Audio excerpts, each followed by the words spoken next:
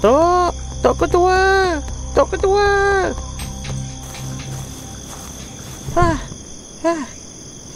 Tok, keluar Tok. Manap, kenapa kamu ni? Kena kerja hantu ke? Hantu apanya Tok? Bulan-bulan puasa ni. Dah tu, saya nampak Tok. Saya dah nampak. Kamu ni mana? Nampak apa ni? Lailatul Qadar lah Tok. Malam ni kan 10 malam terakhir. Saya nampak dah tadi. Ya tak ya je kamu ni. Apa yang kamu nampak? Cuba kamu cerita. Tadi Tok, saya nak balik ke rumah lepas main meriam kat ujung kampung tu Saya pun macam biasalah. Lalulah shortcut belakang rumah Pak Husin. Kat situlah saya nampak Tok. Budak ni Karang. Bagi tahulah kamu nampak apa.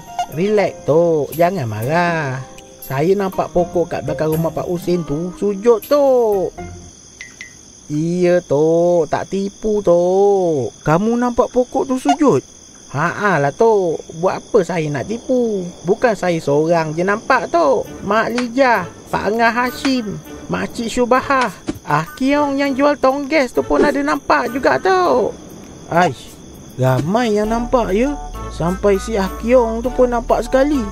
Muskil juga aku ni. Ni saya datang ni nak panggil Tok lah ni. Nak ajak Tok tengok sekali. Dia orang semua suruh saya panggil Tok. Ish, bukan selalu dapat rezeki nak tengok malam ni. Moh kita ke sana. Tok, tu Tok, tengok tu.